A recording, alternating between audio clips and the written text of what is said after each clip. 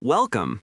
For 3 decades, I've watched the world's brightest minds analyze corporate finances, and most of them are looking at the past.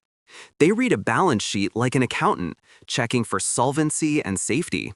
Today, I'll show you how to read it like an engineer, looking at a power plant, ready to unlock its true potential.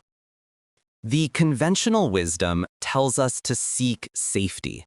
We're taught to admire the fortress balance sheet, a company overflowing with cash and carrying zero debt. Analysts praise this as a sign of health and prudence. They treat the balance sheet as a static snapshot, a historical document to be examined for signs of past stability. This approach is comfortable, it's familiar, and it's fundamentally backward-looking.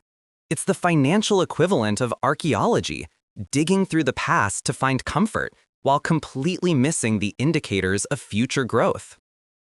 But here is the provocative truth. That celebrated fortress balance sheet is often the single greatest barrier to creating generational wealth. In my experience, an excessively conservative balance sheet isn't a sign of strength. It's a leading indicator of management capitulation. It signals a profound lack of imaginative reinvestment opportunities. This so-called safety is actually stagnation. The capital is secure, yes, but it is also imprisoned, unable to work, grow, or generate the returns that build empires. It's a sign of a company that has given up on innovation.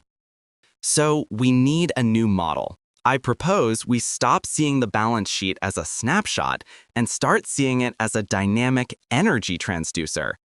Think of it as the core engine of the business. Its primary function is to convert raw capital inputs into powerful future-free cash flow outputs. The game isn't about having the most assets stored in the vault. The game is about achieving the highest velocity of capital transduction. We're looking for companies that have engineered their finances to use capital, especially other people's money, with maximum efficiency to compound their own equity. It's about flow, not accumulation. To measure this velocity, we need a new framework. Let's set aside standard ratios like debt to equity for a moment. They often obscure the real physics of the business. Instead, we'll divide capital into two states, potential and kinetic. Potential capital is the cash sitting in treasury bills. It's safe, but it's ossified, inert. Kinetic capital, on the other hand, is capital actively moving through the business cycle, constantly working to generate returns higher than its cost.